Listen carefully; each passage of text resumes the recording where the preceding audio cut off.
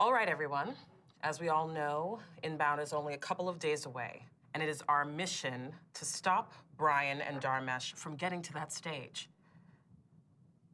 Jerry, I sure as hell hope you have a better plan on stopping them this year, because last year was a complete failure. I have something, or should I say someone, that will definitely get the job done. Okay, you can come in now. Her name is Jessipina. Little backstory for everyone. Jessipina is from the cold and misty mountains of Slavitalistan. Yeah, it's somewhere on a map. She was raised by a pair of traveling snake breeders, and some claim that she's been practicing witchcraft and sorcery for well over 100 years.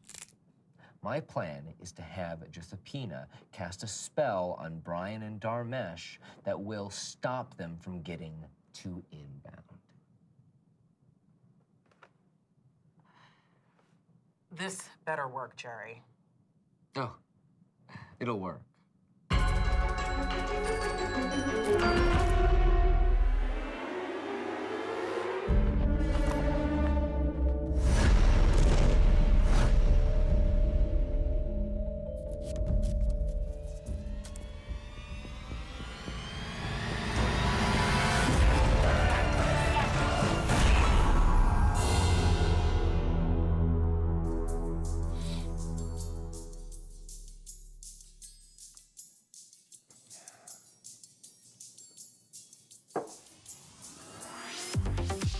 Alexa.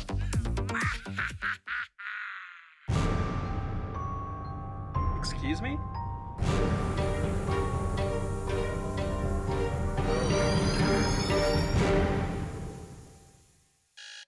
Dude, what the heck happened?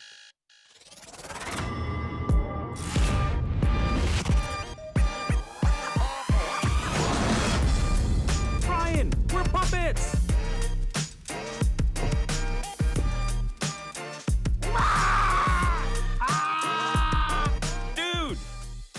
Puppet! Dude, you're a freaking puppet!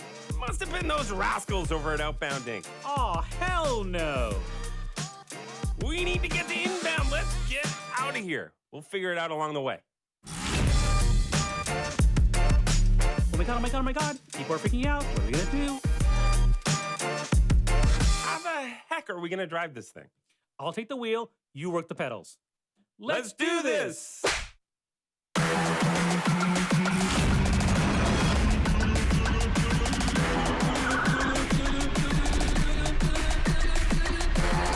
Put your hands up, put your hands up.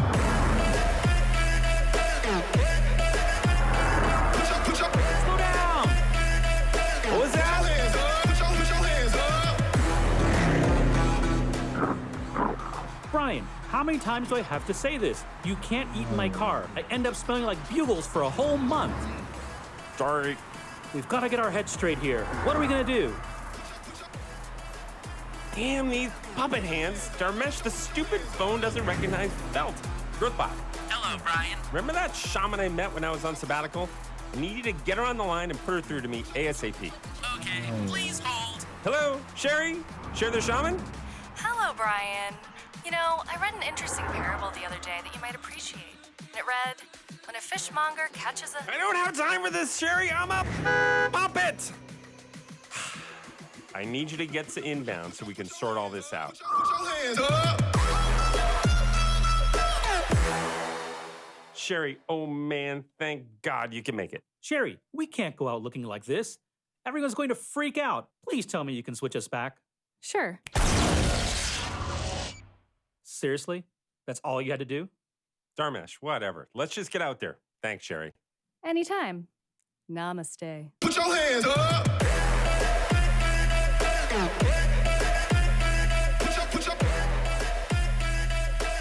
your hands up. Put your hands up. Put your hands up.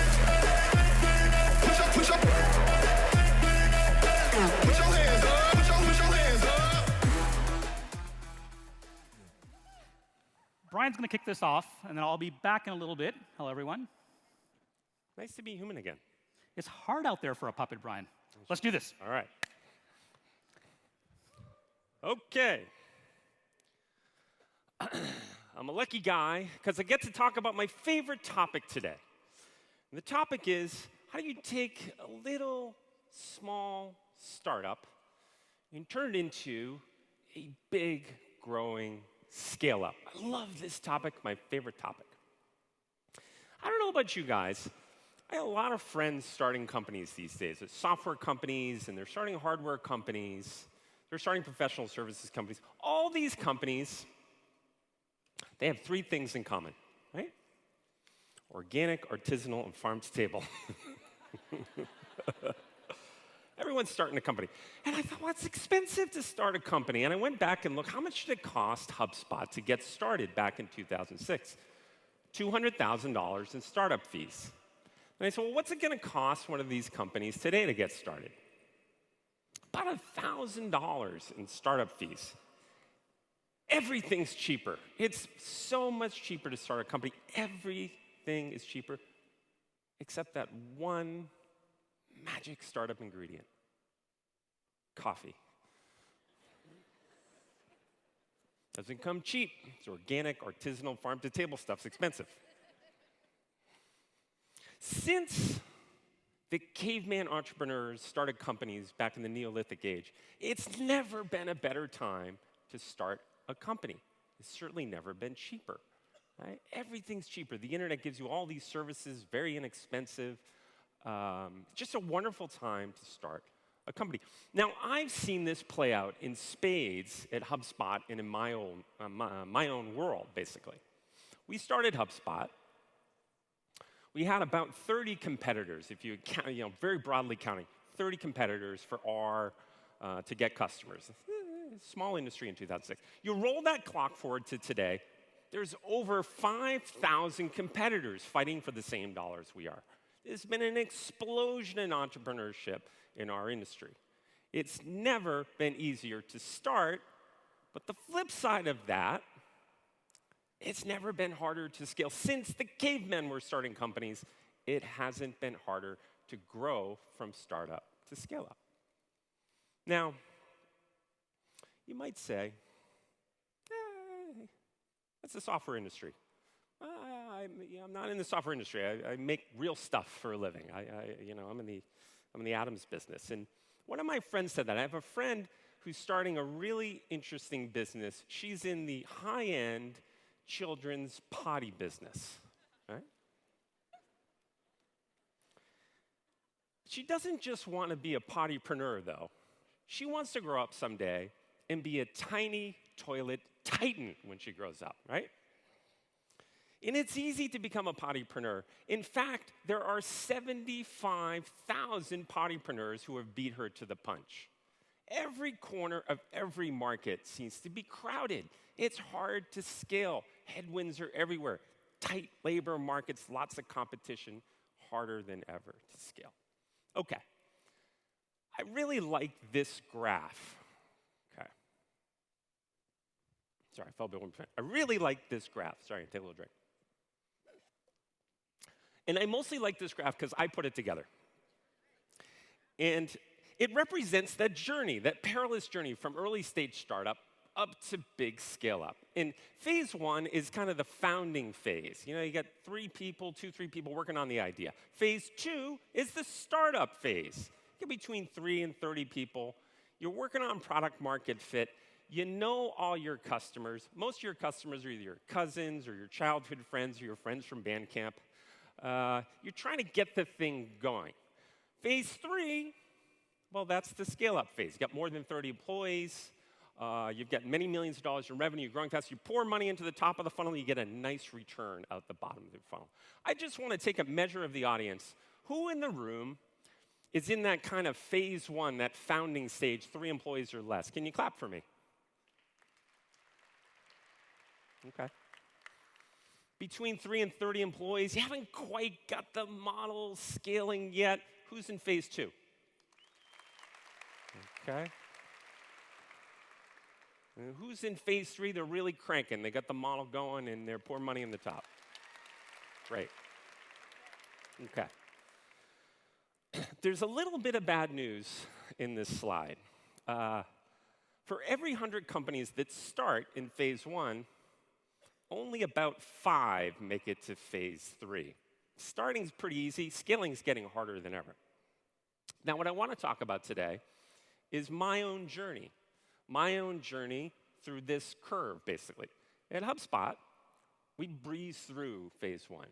About a year to get through phase 1. We got stuck in phase 2.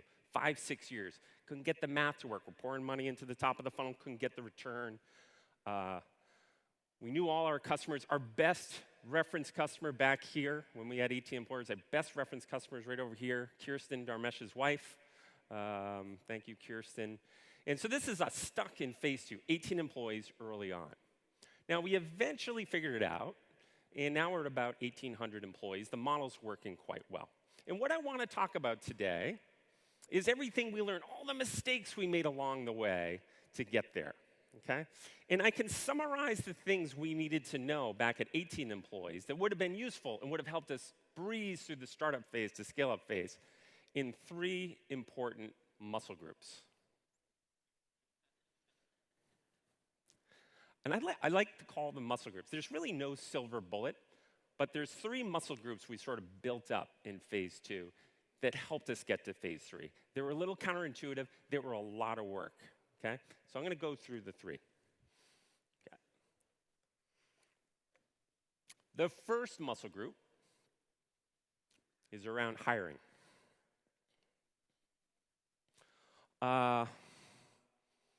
Sorry, first, I just said, did I say hiring on that?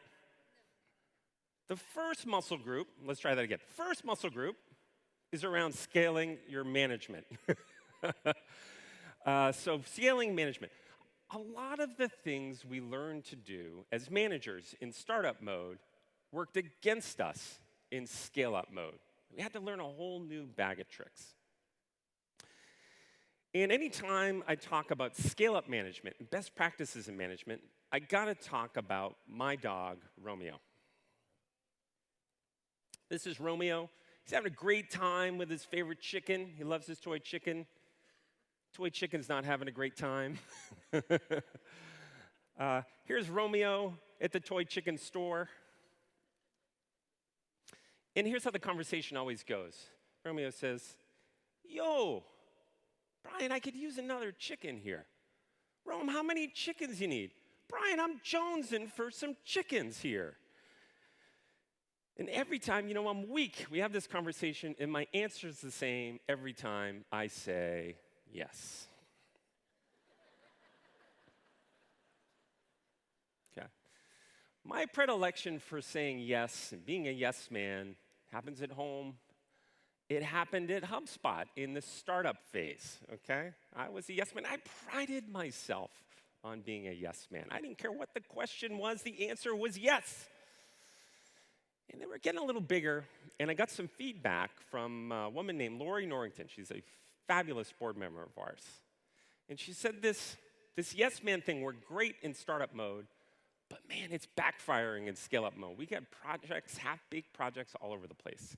You need to amend your yes man ways. And then she gave me a great expression. I love this expression. She said, startups are much more likely to die of overeating than starvation. Right? Too many projects, not enough. And she said, you have a serious overeating problem. And so I went to work on this. Feedback's the breakfast of champions. And I listened very carefully to her, and I went on a yes man diet, and I had to learn an important new word. And I struggled with the word. I can never remember the darn word. I came up with a little hack that really helped. And if you have the yes man problem, maybe you could borrow this.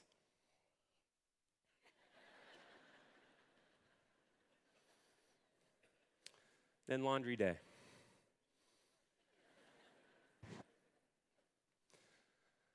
The diet wasn't enough. The diet wasn't enough. I needed an exercise routine to really help me reform my yes man ways. And the exercise routine was a document we put together called our M-Spot, okay? And this has been a killer thing for us. The M stands for mission. S are the people we serve. The P are the plays we're going to run this year. The O are the plays we're going to omit this year. The T are how we're going to track how we're doing on this stuff. And this is a document we put together and publish internally the first week of January every year. It's a really key play for us. Almost every scale-up I've encountered has a similar document to this that keeps everybody on the same page. Now, the hard part of the play, the muscle you need to develop, is on the O. We argue like crazy about those omissions every year, and this past year was no exception. These were the omissions we decided to pass on in 2017.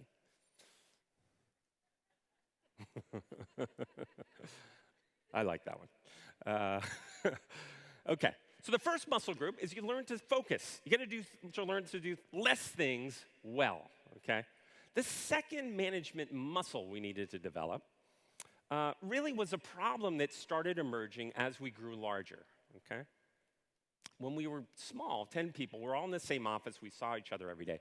As we got bigger, we had a layer of management in place. We had people working from home in remote offices and whatnot. And what started to happen that causes a lot of problems in scale-ups is managers started to make decisions that optimize for their department over the company, right? Department over the company.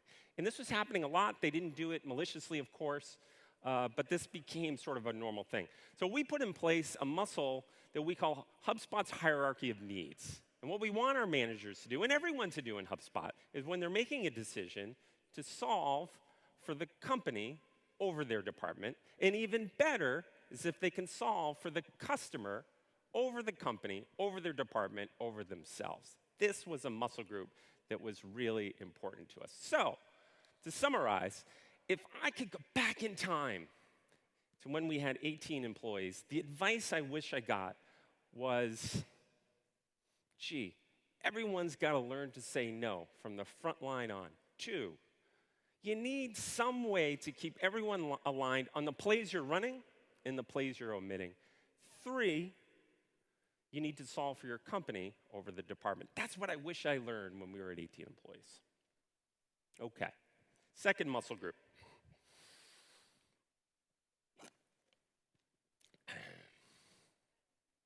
Billie Jean. Second muscle group is around hiring, okay?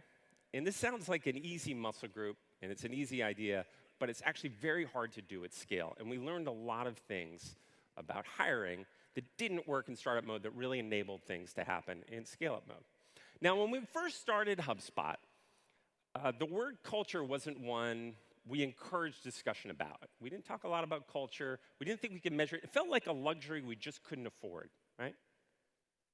And that was until we met this guy. And this is Colin Engel. He's the CEO of iRobot. And Colin's company, they make those Roomba vacuum cleaners, right? And I could summarize my relationship with Colin in one word: man crush. And I joined a CEO group right around when we were 18 employees. And there were 10 CEOs in the group. I joined it because he was one of them. And they spent a whole day once a quarter together. And they picked a topic and went very deep on the topic. And I joined my first meeting, kind of nervous, joined my first meeting. And the topic was culture, which was disappointing because I didn't have a lot to say. The one topic I didn't have a lot to say about. And we go through the meeting, I didn't have a lot to say, and the meeting was going fine. And during the coffee break in the afternoon, Colin kind of took me aside. And he said, Brian, you want to build a great company, right? Sure. He said, if you want to build a great company, you're going to have to hire lots of people, right? Yeah. If you're going to hire a lot of people, you're going to need a great culture. I'm like, okay. He said, culture. Culture is the magic startup ingredient. And I said, hold on 1 minute. Coffee is the magic startup ingredient. Okay. So I went back to the office and had a chat with Dharmesh about this. And we said, let's do a little research. We're both fans of Colin. Colin had a big scale up. We wanted to be like him when we grew up. And let's do a net promoter score type survey of our employees. And this was the first one we've done. We've done hundreds since. And the results came back, and the results were interesting. The number 2 reason that people liked working at HubSpot was they loved the culture, right? They thought the culture was great, and they wanted to talk about the culture. The number 1 reason they loved working at HubSpot was the free organic bugles. Just love the bugles. Okay, so 2 data points. Employees really liked the culture. Colin thought we should do it. So we got to work on our culture, and Dharmesh and I did some work thinking about the culture, understanding what the culture was that we had, thinking about the future of it, and we wrote it down. We wrote it down. I go we because Dharmesh did all the work on this. And we wrote it down in something we call the culture code. And we call it a code, by the way, because we think of it like a piece of software. Okay, we take a piece out, we refactor it, we put it back in. It grows and scales and changes over time as the amount of employees join the company. And it's a lot like a product in another way. If you build a great product in your company, and it's unique relative to your competition, and it's valuable to your customers, gosh, that product's like a magnet that pulls customers in. If you build a great culture, it's unique relative to your competition, and it's valuable to your employees, that's like a magnet that pulls in and retains those employees. Okay. Can you, if you've come across our culture code, you've read it, flipped through it, can you clap for me? Okay, a lot of people have come across it. Colin was largely right about this. We published the culture code. It's had over 3 million views on SlideShare. And it's been a key part of that end-to-end employee experience for all the HubSpot employees. So the first muscle in the hiring muscle group is you need a great culture, and you need to write it down. The second muscle, I have to describe a little bit of how we collaborate at HubSpot to describe this one. We have a section of our wiki at HubSpot where we collaborate, and it's called the lore and mythology part of our wiki. And it's a part of our wiki where anyone can write anything down that we might want to look at later or maybe even laugh at later. And it's a really fun part of our wiki. And this is, I'll give you an example of a post. This is a wiki post that someone put up there in the lore and mythology. We had an outage in 2007, and Dharmesh really pinpointed the scientific reason behind the outage. And somebody wrote down his analysis, pinpoint analysis of it.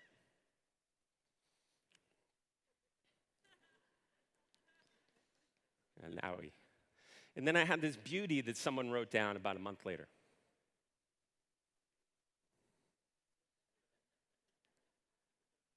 Now I want to introduce you. We have 1,800 employees. She may be our best employee. Her name is Katie Burke. She's our Chief People Officer.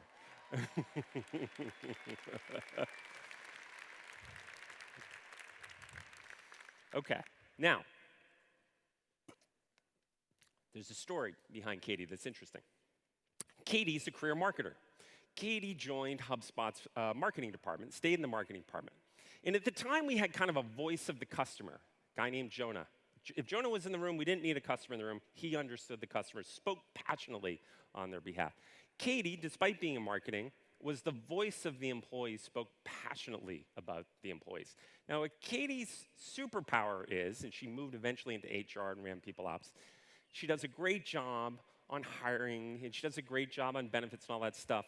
But what her superpower is she's passionate about not making HubSpot a good place to work, but making it a great place to work, even trying to make us the best place to work in the world. You need someone like this voice of the customer, passionate about making your company a great place to work if you want to move from scale up to startup. Okay. Last one in this muscle group, mission. This is the one muscle we had right from the start. If your mission today is you want to make 3 cents a share more than last year by gouging the planet or gouging your employees or customers, that just doesn't fly in 2017. The employees we want to hire, the employees you all want to hire, those special snowflakes, they're more missionary than mercenary. Right? You need to appeal to them. Mission matters. Now, at HubSpot, when we started the company, the thesis was quite simple. We felt the internet disproportionately benefited small businesses relative to large, and that your success was more about the width of your brain than the width of your wallet, right? Every investor we met along the way, from day one of HubSpot, tried to talk us out of our mission, said, it'll never work, right? These small, medium-sized businesses are growing. You can never make it work, right? Never make it work. You need to go to the Fortune 500, build a product for the Fortune 500. What they failed to understand was that mission mattered to Dharmesh and me. Yeah, mission mattered a lot. 11 years in, I'm up here working my guts out because I believe in that mission. Dharmesh the same. We'll be up here 11 years from now working our guts out because we believe in the mission. I suspect our 1,800 employees, they come to work every day because they believe in that mission. Mission matters. In fact, I'm going to give a quote from Simon Sinek, one of our speakers a couple years ago. He said, if people are working hard in a mission they believe in, they call that passion. If people are working hard in a mission they don't believe in, they call that stress. Mission matters. Mission matters more in 2017 than it ever has. Okay, so what are those hiring muscles you need to scale, to go from startup to scale? What did I wish I knew when we had 18 employees that I know today? First, you need a culture. You need a good culture, unique culture. You need to write it down. Second, you need a voice of the employee. Maybe that's you inside your company. It doesn't have to be an HR. HR is necessary, but not sufficient to go from startup to scale up. 3, mission matters. You need a great mission that's compelling. Okay, most of you in the room are doing a fabulous job at building an inbound customer funnel, right? Pulling customers in through the internet. To go from startup to scale up, you need to build an inbound recruiting funnel. It's the same type thing. So nothing up here on the screen. I didn't mention LinkedIn or job boards or recruiters. You need all that, but it's not going to get you there. To go from startup to scale up, you need to master these plays. Okay. One last muscle group.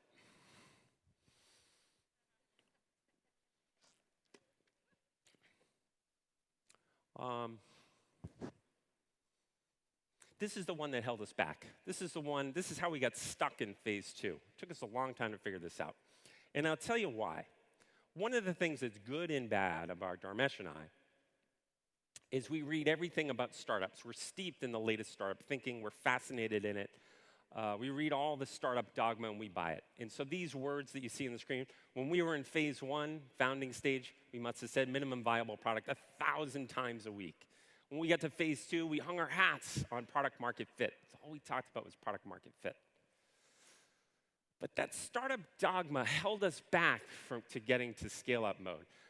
You don't need product market fit to get to scale up mode. You need product market delight to get to scale up mode. And it's very different. Delighted customers, well, they do 2 things, don't they? The first thing they do is they pay you, of course. The second thing they do is they market for you. And in 2017, your delighted customers are a better marketing channel than on your own marketing department. That's the way you grow. That's the fuel in the scale-up rocket ship in this day and age. It took us a long time to figure this out. It took us a long time to go from startup to scale up. We started investing heavily in R&D, heavily in Net Promoter Score improvements, heavily in retention rate improvements. This has made all the difference for HubSpot. This was the key play that helped us go from startup to scale up. And I personally probably shouldn't be too surprised given my history in my first job I ever had. My first job I ever had, I was 16 years old, and I worked in a gas station. And I want to tell you about my first day on the job. It was my first day on the job, and my first customer, 7 in the morning, beautiful day, and Cadillac pulls up to get their gas, and I'm a gas pump guy at my first job, and I'm 16, and the woman rolls her window down. You had to roll it down back then. I said, "How can I help you, ma'am?" And she said, "Well, fill it up with unleaded." I said, "Sure." So I walked down the side of the car. I'm looking for the gas, where to put the gas in, and I didn't see it. Back of the car. On the other side of the car, and quite see it there. And well, take another look. I must have missed the gas cap on the first time through. There's no gas cap on a Cadillac, apparently. I can't find the darn gas cap. And so the woman, this is my first customer, having a little trouble with the lighting, my first customer here. The woman gets out of the car, she's a little irritated with me, and she goes and she pulls down the license plate, and sure enough, that's where the darn gas cap is on a Cadillac, right? Don't judge me, short shorts were in back then.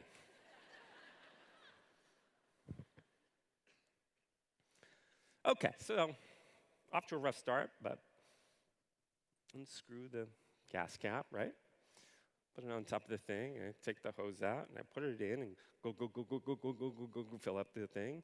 Take the thing out, put it in the thing, I take her money, and she's off. Second customer comes up. Car pulls up. Gentlemen, how can I help you, sir? Please fill it up with unleaded. Okay, I walk down the side of the car. Gas thingy's where it's supposed to be, right on the side of the car. Unscrew the gas cap, and I put it on top of the thingy. Hose out, and I put it in the thing. Go. Put it back in the thing. It's off on its way. I got this, right? I'm a customer delightion machine, right? I got this.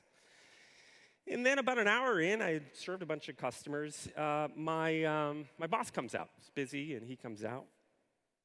And he takes a customer, and it's a gentleman, and pulls down the window. How can I help you, sir? And fill it up with unleaded. And he goes, and the gas cap's where it's supposed to be, and unscrews the thing. And then he goes to put it on top of the who's-majiggy. And he realized that his new hire had forgotten a key step in the customer delight process.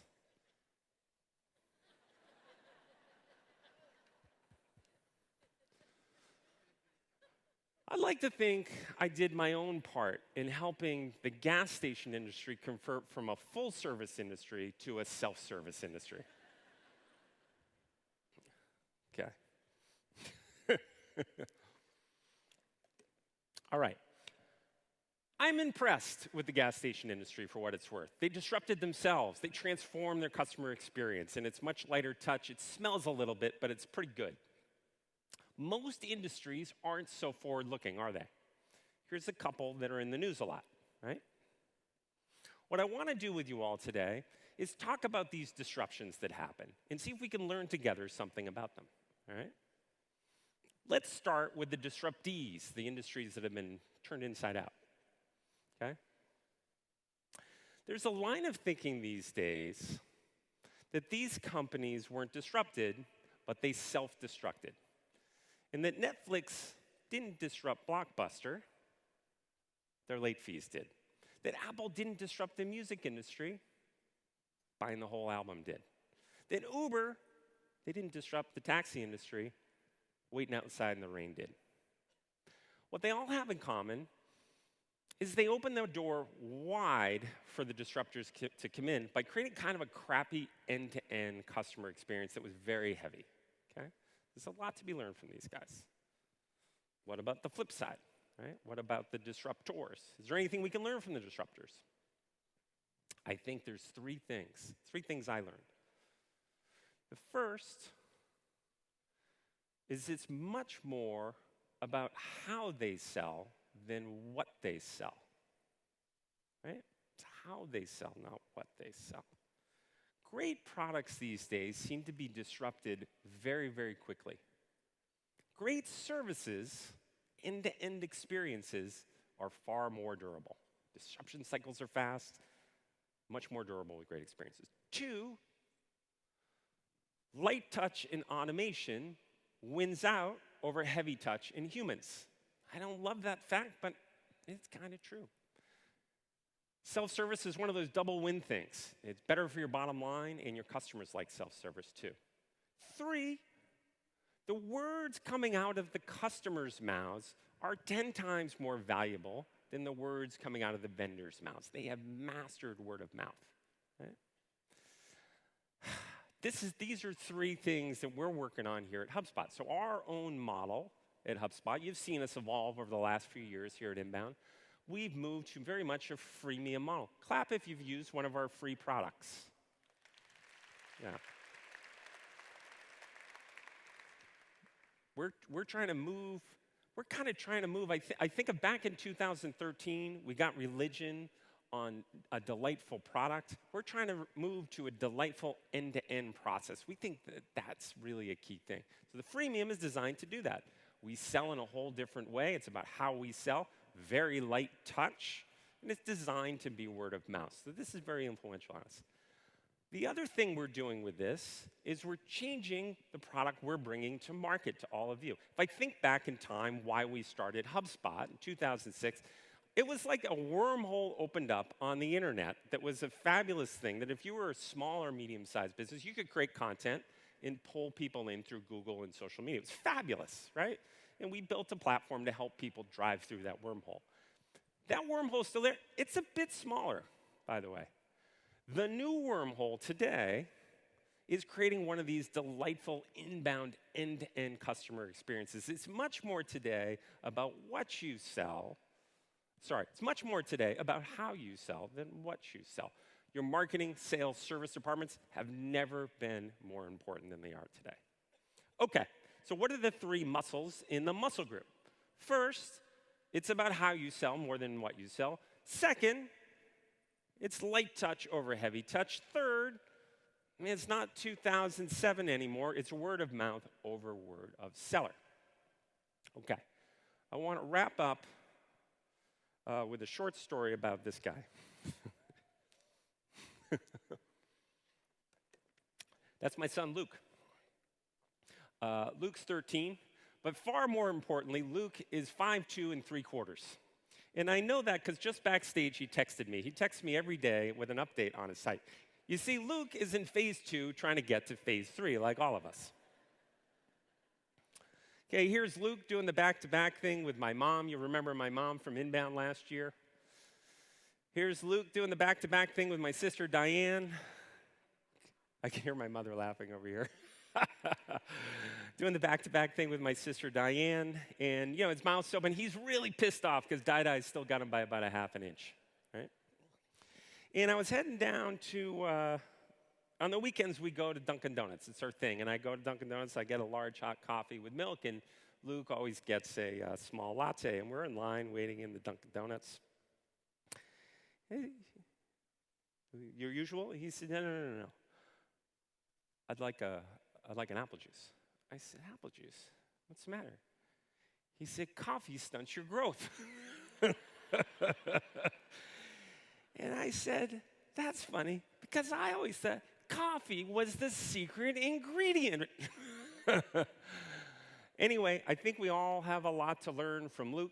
We started HubSpot to help all of you go from startup to scale up. We give away content. We have this conference to arm you with the knowledge you need to do it. We build the platform to help you grow your business. I want to thank you all for coming. Dharmesh is going to be out after a short video. Thank you very much.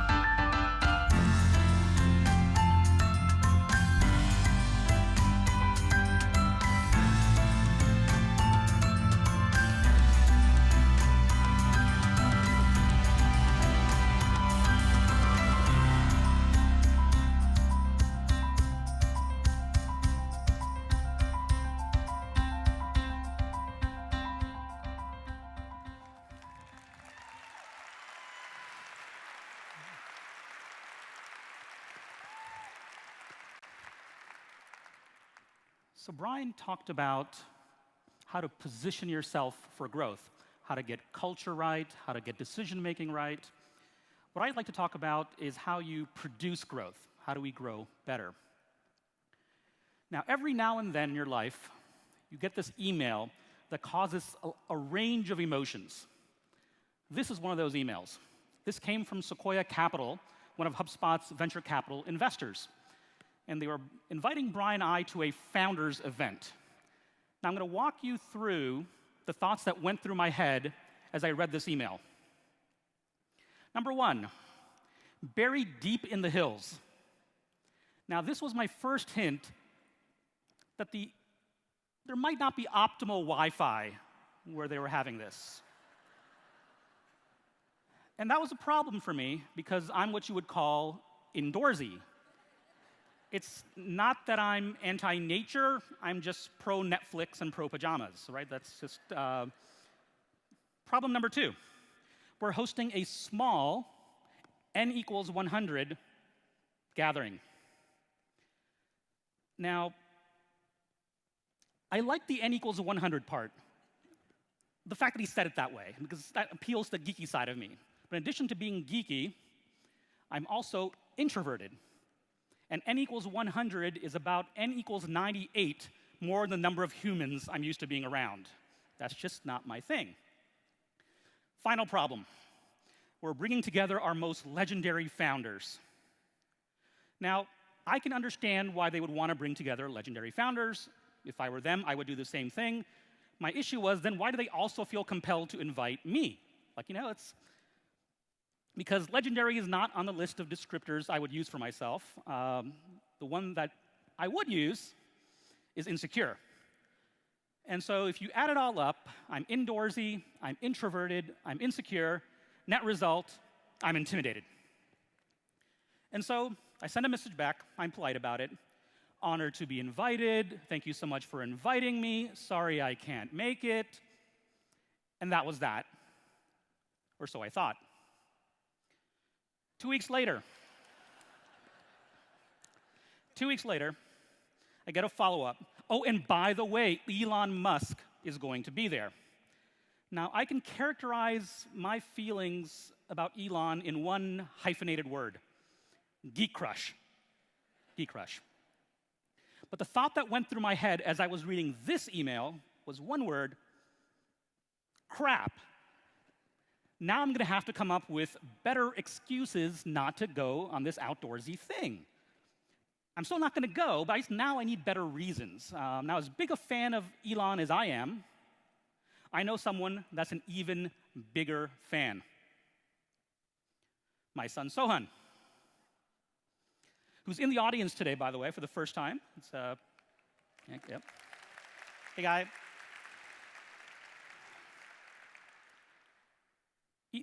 So Sohan is 6 3/4 years old. I know this because every week he gives me an update and tells me exactly how old he is. Sohan's two favorite things in the world are space and cars. So you can imagine why he would be a huge Elon Musk fan. He's seen every launch video. He's used a lot of percentage of his screen time on Elon. And I have a suspicion if there was such a thing as reverse adoption, he'd trade me in for Elon.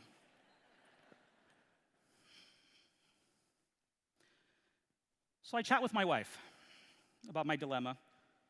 She's outdoorsy, and she's an extrovert. We've been together for 20+ years. Thank you. Yeah, she's been to every inbound. And she gets me, and I explain all the reasons why I'm not going. And she says, Sohan would really love that selfie with Elon. And I'm like, good talk, good talk. So here I am at the founders event. And this photo was taken with a drone, because why wouldn't you take a photo with a drone if you can? And Elon did make it. That's Elon in the aviator glasses. It's hard to tell from this photo. He looks astonishingly like the Terminator. He's not, don't get me wrong, but he looks astonishingly like the Terminator. He's more like an Iron Man thing, not, anyway. So that's me. I'm easy to spot in this photo because I'm the one person that's looking at the ground. And the reason I'm looking at the ground is because I'm an introvert and I don't like making eye contact, not even with a drone. That's just not what I do. And so I'm a man with a grandmaster plan here at this event. So we're going to shift to this big tent and we're going to have dinner. And here's my plan. It's like, okay, I'm going to sit myself at dinner. I'm going to pick a strategic spot. Then sometime during the course of dinner, I'm going to turn around. I'm going to take a selfie of myself. Well, all selfies are of yourself. I'm going to take a selfie. And Elon's going to be somewhere in the background. And I'm going to let the magic of Photoshop do the rest. That's my grandmaster. It's like he's 6 3/4. When he figures it out, he'll understand. It's like, Daddy, I would do the same thing. It's like, yeah, he'd be understanding about it. That's my suspicion. So this is the plan. So I'm sitting there waiting for dinner. I'm kind of channeling my inner Jason Bourne, checking out all the angles. So waiting. Someone sits down kind of right next to me. I'm like, oh, that cuts out some of the angles. But it turns out the person that sat down right next to me is Elon Musk. What are the odds, right? Well, actually, I guess 1 in 100 is n equal. Anyway, but that doesn't matter. Doesn't matter. Not important to the story. Okay. So first, it's like, awesome. Like, Elon Musk is right there. And then I'm like, not awesome, because it is impossible to take a selfie with somebody that's sitting right next to you without them noticing. Like, it's just science, right? You can't do it, right? So I'm stressed out. Now, the good news is Elon was everything I had hoped he would be. Crazy, smart, and brilliant, super geeky, and as it turns out, very gracious and very charming. So I got to spend 2.5 hours at a small dinner with Elon Musk. Had a great time. Didn't go to bathroom for 2.5 hours, different story. So we're chatting, having a good time. And during the course of the evening, this question is posed. Like, Elon, you're doing like Tesla and SpaceX, like, how do you do such big things? Like, what's your advice? Now, you have to realize Elon is a physics guy. Here's his answer. Let's say you're trying to get your company from point A to point B. Every person on the team is a vector, and your progress as a company is determined by the sum of all vectors. That's all he said. So I did what anyone would do. I nodded politely and started talking about artificial intelligence.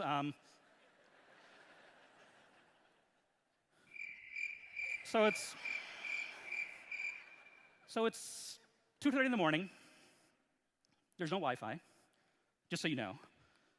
And I was pondering vectors, and I did the unimaginable, something I hadn't done in years, which is actually like exercise thought without the aid of Google. I didn't even know that was still possible these days, to actually think without having Google right there for you. And here's what I pieced together around what Elon was talking about. First off, a vector is a quantity having both magnitude and direction. So let's say you have a hypothetical company, and you have a person in this company, and let's say they have an impact score of 9 out of 10. They're super clueful, they're committed, they're competent, they're good. 9 out of 10 on this arbitrary scale.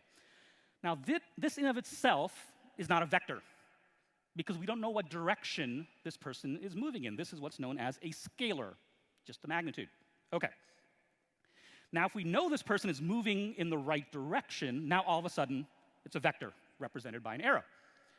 Let's say you had 4 people in the company, and they were all 9 out of 10s because you've been hiring well, you've got a good culture. Let's say you have these 4 people.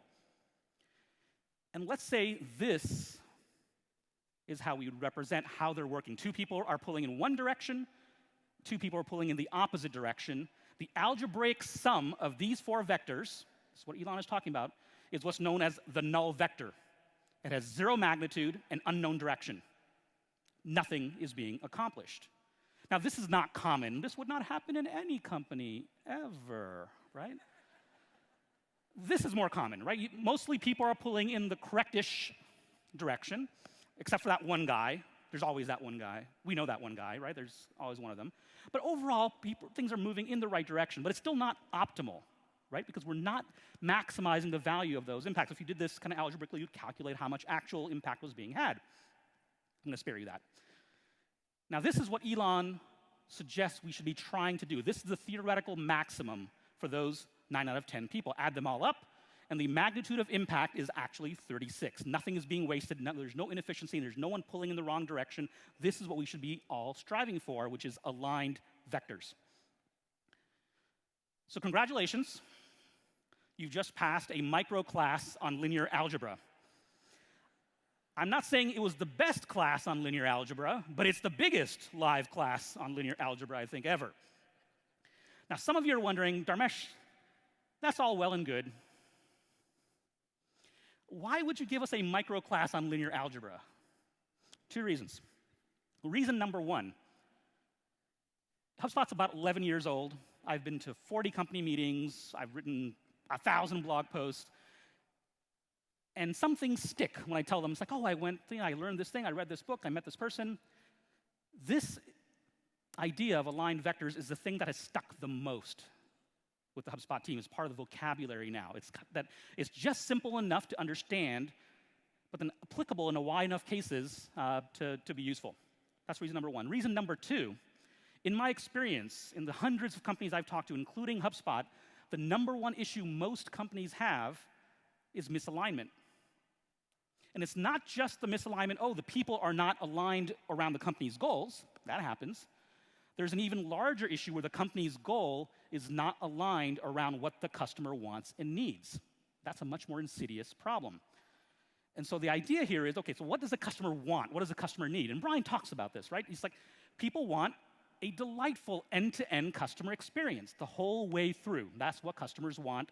That's what the company's goal should be. Okay. So Brian said this. We believe this. If you have a great culture, it makes recruiting easier. Similarly, if you have a great customer experience, it makes scaling easier. So that's the goal. If you want to grow and you want to scale, you have to solve for a delightful end-to-end customer experience.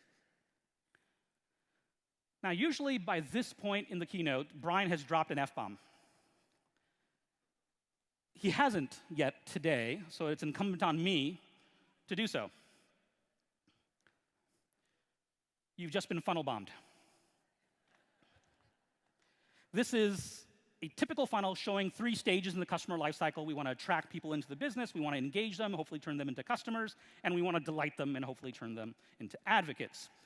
Now, speaking of funnels, approximately 50% of the whiteboards at HubSpot have a funnel drawn on them at any given point in time. Exactly 100% of those funnels were drawn by Brian. That might explain the fascination with bugles, because like, Dharmesh, they look like tiny funnels. Yes, Brian, yes, they do. Okay, so we can think about the 3 stages as being a funnel, it's useful, or linearly, if that's useful. But I think there's a better way to think about these 3 stages. It's not really linear. It's not this and this and then this. I think the right way to think about it is as a cycle that says we attract people, we engage them, we delight them. That makes it easier to attract more people, and we can keep going and going and going. And that's the idea. So I call this the virtuous cycle of growth. And in the center of the virtuous cycle of growth is the platform, the technology platform. Now, it's called the Hub, by the way. I didn't make that up. Google it. It's like if you have a bicycle and there's a wheel spinning, the thing in there, it's not just networks that have hubs. Anyway, besides the point. All right. So we're going to talk about those 4 things. We're going to talk about marketing, we're going to talk sales, we're going to talk about customers, we're going to talk about platform. Let's start with marketing. Now, in undergrad, I was able to squeeze into a 4-year degree of about 7 years worth of classes. That's how long it took me to get my degree. And in those 7 years, I did not have a single marketing course, not one. And the reason is I majored in computer science. Didn't have to take a marketing course. And to just to round myself out, make myself a little bit more human, I minored in math. And so it's a little bit odd that years later, Brian and I would go on to write a book about marketing called, cleverly enough, Inbound Marketing. And it wasn't an amazingly well-written book because we wrote it. We should have hired a ghostwriter like normal people do. But although it wasn't amazingly well-written, it was amazingly well-timed, because this notion of inbound marketing and moving from this kind of outbound non-empathetic approach to an inbound, human-friendly approach was catching on everywhere. We were not the only ones talking about it. And the key message of the book was you want to add value before you extract it, and you can add value by creating content. It's the summary of the book. The good news is people listened. The not so good news is sometimes they became obsessed with the create content part instead of focusing on the add value part. So they were creating content and creating content and creating content. And HubSpot and I were not blameless in this process. We've produced our fair share of content. So now one of the things I love about the marketing team at HubSpot is they love data and they're geeked out on experimentation. So this year we decided to take a pause, reflect, and think. This is Vilfredo Pareto. In addition to having an impressive name and an even more impressive beard, way ahead of the hipsters, by the way, way ahead, he had an impressive observation. And his observation is that in many cases, a small percentage of the inputs can lead to a disproportionate percentage of the output, called the 80-20 rule. An example would be 20% of the clothing you own accounts for 80% of the time that you're out in the world, essentially. This t-shirt is a good example. So it's like, okay, well, small percentage equals to big. So we decided to look into this. It's like, okay, well, we're going to analyze all the posts that HubSpot has posted over a time period, and it's like, oh, do our top posts, our top 20%, do they produce 80% of the leads? That's what the content is supposed to do. And we were a little bit disappointed with the results because our top 20% did not, in fact, produce 80% of the leads. They produced 93% of the leads. Now, the reason this was a little bit disappointing was that it meant, in theory, we could have done 80% less work and still gotten only 7% fewer leads. That's the theory, right? It's like, okay, well, we did all this. Like, why did we do this? And so, like any good theory, we decided to test it. Here's what we did. We said, we will take one of our blogs, and we will cut the blog posting volume down by 50%. We will pick the above-average blog posts, and we'll publish those. Now, this is not above average like in Lake Wobegon, right, where every post is above average. It's not one of those. And what happened was actually not that shocking. As the quality went up, even though we took the post volume down, the number of views that we got, the number of leads that we got per post went up, right? Oh, better content does better. Who would have thought that, right? And so the lesson here, hard-won lesson for us, is that we should all be doubling down on content. We should all be doubling down on content, but we should be focused on the quality of the content, not the quantity of the content. Spend twice as much time. Pick only your best articles, because what you're trying to do is think of each little piece of content as this tiny little vector, and you're trying to align it with marketing's goals and the company's goals overall. And your goal is not to produce a lot of content. Your goal is to produce a content brand where you have a reputation for publishing remarkably useful, brilliant content. That's what you want. All right, so obviously content creation is not the only activity that marketing does. There are other things that marketing invests time and money in, which brings me to everyone's favorite topic, budgeting. You can withhold your applause. I know it's a little bit. Okay, now some of you are thinking, well, Dharmesh, you realize that budgets don't come in like stacks of bills and brown paper bags. Yes, I realize this. This is marketing. They would be organic, artisanal, farm-to-market designer bags, right? Like, I get that. I'm going to walk you through how the budgeting process works at many companies. Not yours, but many companies do this. Starts off with a spreadsheet. The first tell is the fact that it's got the word budget in it. Easy, easy sign. Here's how it works. So we're going to start 2018. We're going to take the prior cell, which is 2017 budget. We're going to multiply by 1.1, basically add 10%. And then the magic of Excel, we're going to drag that cell all the way down. Boom. Cupcakes and coffee for everyone, right? We're done with the 2018 budget. Now, if we were talking about other departments that don't change very much, let's say HR or finance, this is a reasonable way to go about making a budget. It's not perfect, but it's okay. Marketing is not one of those disciplines. Marketing is changing all the time. So what we should be doing is we should be saying, hey, we want to align our budget with what we understand about human behavior now. So if there's a shift happening from textual content to visual content, which there is, our budget should reflect that. If there's a movement from email to messaging, our budget should reflect that. So that's marketing. Let's say your marketing team is cranking, vectors are aligned, content's being produced, leads are coming in. Now it's time to talk about sales. As it turns out, in grad school, I did have a sales course. And sales class in college is a lot like sex ed in high school. It's a little bit awkward, it's a little bit weird. Half the people are like, this is all old hat. I'm not going to learn anything I don't know here, right? This is a waste of my time. The other half are like, I'm paying attention, I'm learning stuff, but I'm not sure I'm going to need this stuff anytime soon, right? That's the other half. Now, I went to high school in India, and so we didn't have that there. I mean, we had that. I mean, we have 1 billion people. We just didn't have a class about it, I guess is what I'm saying. Clearly, we had that. So the lesson here is that there's this shift that's happening in sales now. It's been happening for a while, and we're seeing it at HubSpot, is that some people are not great at selling, but they're actually really good at getting sales. Now, this sounds like a paradox. It's like, well, what do you mean? Like, they're not good at selling, but they're getting sales. It's because we confuse the activity of selling with the outcome of sales. Selling is one of the possible activities one could do to result in a sale. As it turns out, there are more, and as it turns out, one of the best ones, instead of hustling, is actually helping. So we've been testing this theory at HubSpot. Some of our best performing salespeople at HubSpot came from our customer support team that are used to helping customers all the time. So this works. I'm not suggesting that we stop hiring kind of classically trained salespeople. I'm suggesting we have a new pool of talent that are much more effective than we would likely expect them to be.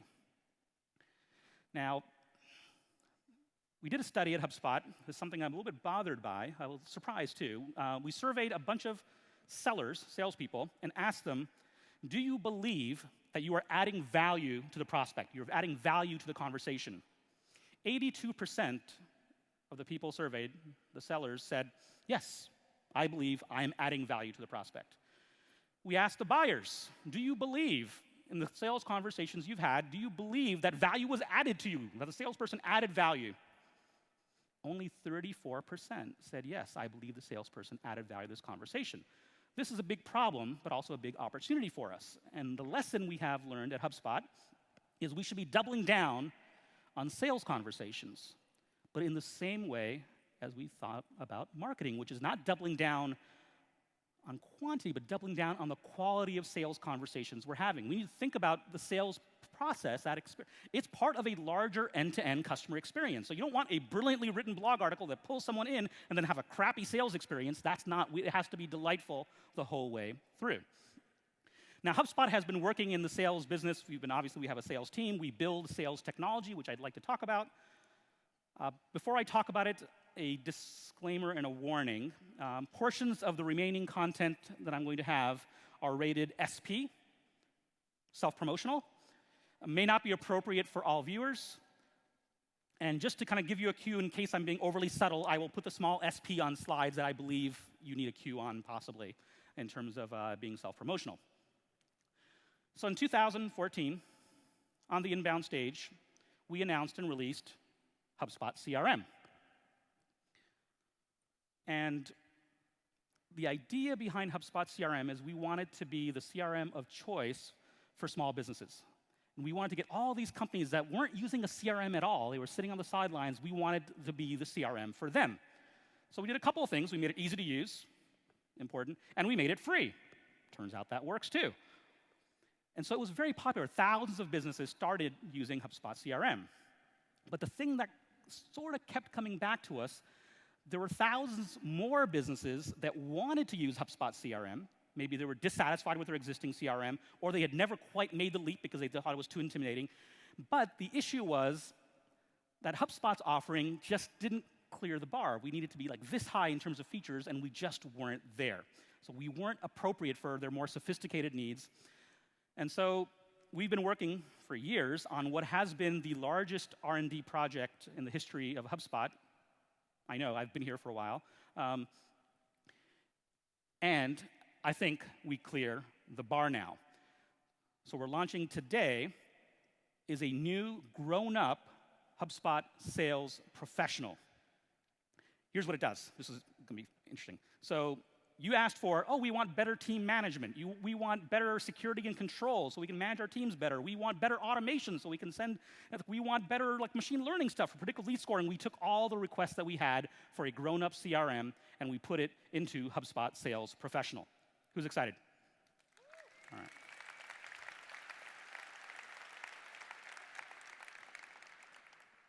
And like Apple iPhone, the price is going up. Unlike the Apple iPhone, if you are an owner of HubSpot Professional, any time between now and October 31st at midnight, you get grandparented into the old pricing. So, all right. Yep. All right. So we've talked about marketing, we've talked about sales, let's talk about customers, the whole reason our organizations exist. Now, one of the things, and Brian hinted at this, is that not only are the customers the purpose for our existence, they are the biggest driver of growth. So we have more data. We ask people that make purchasing decisions, what information do you look at? What influences you when you make a purchasing decision? Top two things: word of mouth, customer referrals. Now, this is of CEOs and other executives. We asked the same question of VPs and directors. I had the slides, took them out. Same thing for individual contributors. The top two, in all cases, referrals and word of mouth, essentially. So the customer drives a lot of the purchasing decision, and that's not super surprising. So then the question is, okay, we get that. So how do we create delighted customers? What do we do? So simple but not easy, which is you deliver help to customers, engage them however they want, whenever they want, with whatever they want. So let's dig through that. Here's how not to help a customer however they want. So I get this message. Mr. Shah, we are calling regarding the message you sent us. It's well, first of all, I got this as a voicemail because I don't answer my phone, ever. And I don't answer my phone because I hate phone calls. I hate phone calls with a fiery, burning rage. Fiery, burning. By the way, ever since I was yay big, I've wanted to use that Keynote animation. Can we do it one more time? One more time. I'm going to watch it with you. Let's see here. Fiery, burning rage, yes. By the way, that's the closest I'm ever going to get to going to Burning Man. It's yep. Too many extroverts. So here's the way it's supposed to work. So here's okay, if I tweet you and ask you a question, you tweet me back. If I Facebook message you, you message me back. If I call you, call emergency services, there is something medically wrong with me, I would never do that, right? That just don't. Okay, so it's not just me. The shift from kind of the classic email and phone calls as modes of engagement is moving. And so there are lots of ways that I'm strange and atypical. The fact that I like messaging is not one of them. Actually, I fit into the norm here. One of the few ways I'm actually normal. So Facebook released this data earlier this year in April, that 1.2 billion with a B people are using Facebook Messenger. Not WhatsApp, not just Facebook Messenger. That's interesting. Those people are sending upwards of 1 billion messages a month to businesses, not to other people, not to friends, to businesses. Right now, that's what's happening. By the way, that's businesses with a B as well, businesses. And I would posit that anytime 1 billion people do anything, well, not anything, there are things people do that we don't, but anyway, it doesn't matter. Anytime 1 billion people do anything, it's time to pay attention. And this is not one of those things where oh, build it and they will come. They are already here and they want to chat. So we dug into more data. Now this is internal HubSpot data about HubSpot's own customers and websites from our CRM. So it's internal data. Please don't tweet this or share it widely. I'm kidding. It's like on a 50-foot screen. That's like, it's fine. Just a little legal joke for the legal counsel. Yeah. So here's what we discovered, is that if we put a form on a web page that has content, if the person fills that form out, 0.7% of those people that filled the form out will eventually become customers, okay? If instead we put the HubSpot Meetings app, which allows people to schedule a meeting with a salesperson, and if they indeed schedule that meeting, that number jumps to 13%. 13% of the people that asked for a meeting will eventually turn into customers. If instead we put chat on the website and say, oh, if you just want to chat with a salesperson right now, if they decide to engage and have that conversation, 20% of those people turn into customers. This is HubSpot's data. Now, some of you are thinking, okay, well, Dharmesh, this is a bit of a sample bias, a selection bias, because depending on where in the journey they are, different things are going to appeal to them. And you are absolutely friggin' right. There is a selection bias, and that's why we need these different modes of engagement. We want people to self-select into whatever it is that gets them further down the journey they're trying to do. If they want to talk to somebody, let's let them talk to somebody. If they want to schedule a meeting, let them schedule a meeting. If they just want to fill out a form, let them fill out a form, so we can get the broad spectrum of engagement. That's the idea. So here's where we are. 40 years ago, you had to have a phone number. 20 years ago, you had to have a website. You couldn't be a business and not have a website. What's happening today, because billion-plus people are messaging, they are going to expect to be able to reach businesses over messaging apps, whether it's Messenger or WhatsApp. Apple just announced iMessage is going to support business accounts, so you can have a business presence on iMessage as well. So all of the major messaging providers are all adding business accounts, so you can have a business identity on these messaging apps. Okay. Helping customers whenever they want. Now, your business may not be open 24 hours a day, but as it turns out, the internet is. And what you would consider normal business hours don't really apply anymore. There are people like me that are up till 2 o'clock in the morning every night. We're just strange, right? We buy things, as it turns out. And so the pushback I get on this is like, okay, well, Dharmesh, I get it. I mean, if I could respond to customer issues 24/7 a day, of course I would do that. But we're a small team. We can't afford to do that. And this is where software comes in. And of course, I'm talking about chatbots.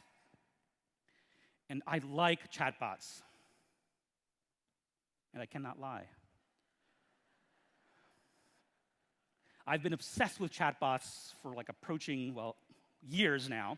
And so last year at Inbound, I launched a Growth Bot, which is a chatbot for marketing and salespeople like yourselves. It's doing really well. It's one of the top 3 chatbots in marketing and sales right now. Thousands of people use it. I'm not going to go into a deep demo of this right now. We don't have that kind of time. But I have a neat little Easter eggy thing for you. So if you send GrowthBot a message that says, help me align vectors, or something resembling that, it will send you a couple of goodies later this week after I've caught up on some sleep. Okay. Including like the blooper slides from this deck, all the ones that I had to cut out because they didn't make it. Anyway, so do that.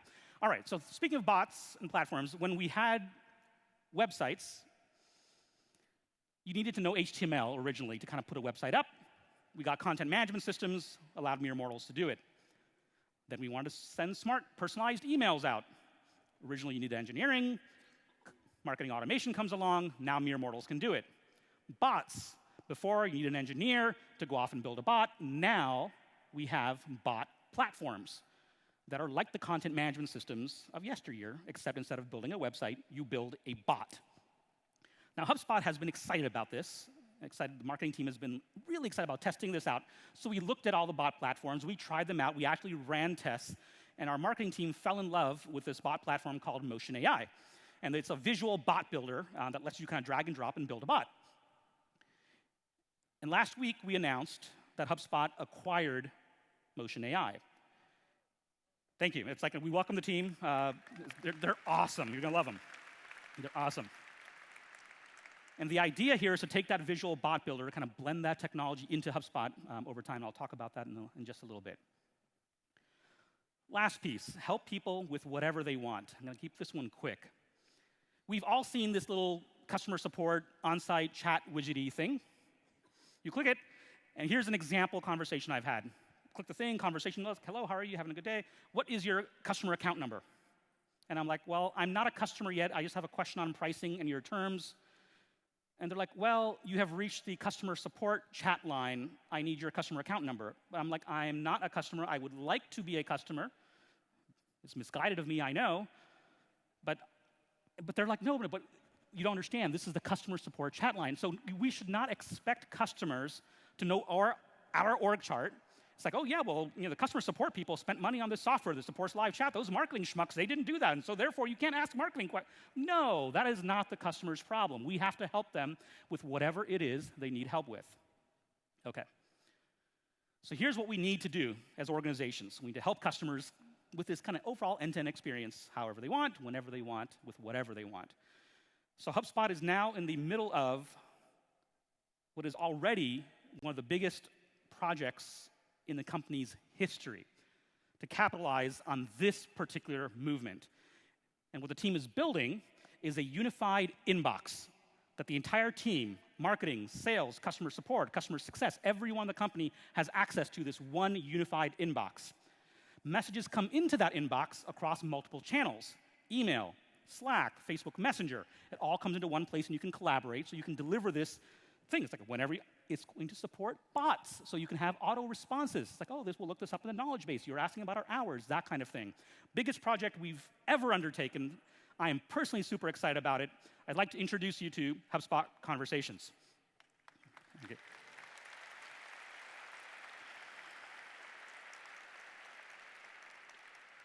So I think that's pretty good news for you, pretty good news for your customers.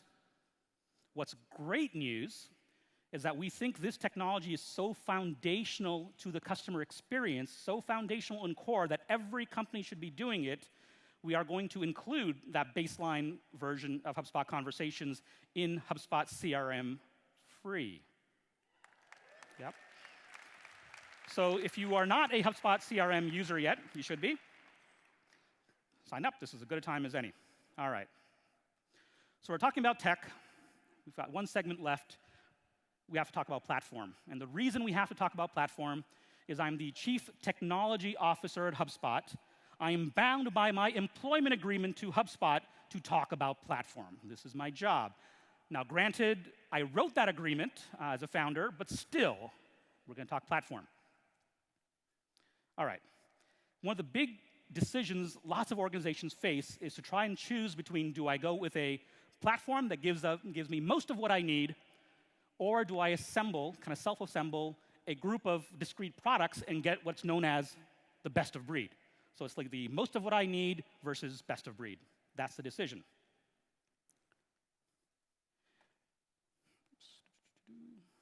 All right. When companies choose not to pick a platform, here is the reason that is the most common. None of the platforms gives me everything I need. This is a fantastically good answer. It happens to be true. There is no platform anywhere that gives every customer everything they need. It doesn't exist. Not at HubSpot, not anywhere. But there's good news. Open platforms have won out over closed platforms. All the platforms that are out there are open, so you can add third-party products and integrate them in. And this is, like, there's no software company on the planet that says, oh, our platform is so closed, you're going to love it. It's awesome. It's like, by the way, this is like the impossible to open packaging thing. And just a little pro tip on customer experience. If you're going to make something that you use to open impossible packaging, don't put it in impossible to open packaging. Just a pro tip. That's what I would consider non-delightful experience. Okay, so the good news is open platforms have won. The better news is you have 5,000 plus options in terms of things you can add to that platform. Now, I know you've seen this diagram because you've seen it twice today, right? What you might not know is this is the guy that does the noble work of maintaining that beast, keeping and to the community's advantage. He's been doing it for years. This is Scott Brinker. Scott Brinker's an awesome guy. Fun fact, he and I were classmates in grad school. Funner fact, as of last week, by the way, Scott knows more about like technology in our industry than like you can shake a stick at. By the way, like, I don't know why people use like shaking a stick as the benchmark for things that are formidable. I never got that, but no, it's fine. Scott knows a lot about technology in our industry. So as of last week, I'm thrilled to announce that Scott is now the VP of Platform Ecosystem at Hubspot. Yeah, this is huge. Great guy, great guy. And his charter is going to be to help 5,000 flowers bloom.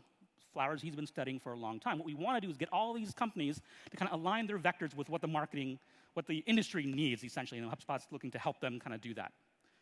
So our advice, okay, I'll say my advice is start with a core, I know I'm biased, start with a core backbone platform and then plug in the gaps.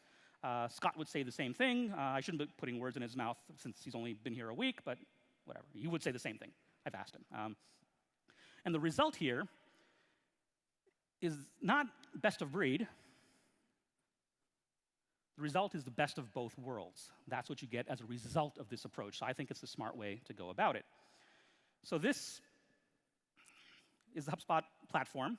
We have the Marketing Hub, which you know about, the Sales Hub, which you know about, the Connect Hub, which is our integration partners. By the way, we went from about 48 partners in our Connect program to over 100 this week. So we've doubled over the course of last year in terms of people integrating in with HubSpot.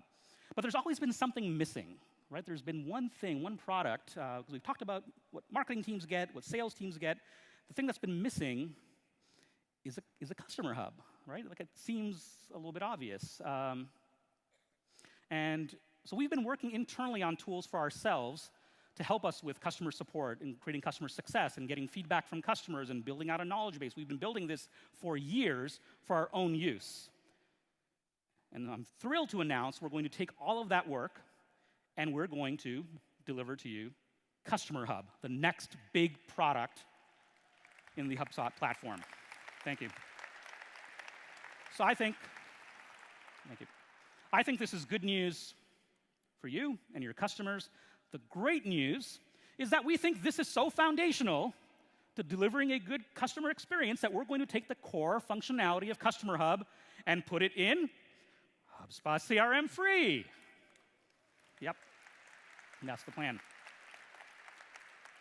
All right, so that completes the cycle. If you want to learn more about HubSpot products, the HubSpot platform, juicy details, other announcements I didn't have a chance to cover, I encourage you to go to the product spotlight, which will be after this session in this very room, so you can keep your seats after I wrap up. Not right now, just in a little bit. And Christopher O'Donnell, who's our VP of product, runs that session, and he's funny, and he knows a bunch of stuff, so I encourage you to go. Okay, wrapping up. So this note is more for me than you, although I've heard it's a good idea to do generally in terms of breathing. It's not bad. And I'd like to wrap up with a lesson from, I've talked about Elon, one of my favorite philosophers. Brian talks about his favorite philosophers. I want to share a lesson from my favorite philosopher of all time. And this is Niranjana Shah. It's my mom. And she passed away earlier this year. Hence the breathing part, I had to kind of collect myself. I've practiced this like 23 times. I've broken into tears only 21, so I've got a pretty good chance of making it through here. Okay, so the thing about my mom, the thing I remember most, is that she was fiercely principled.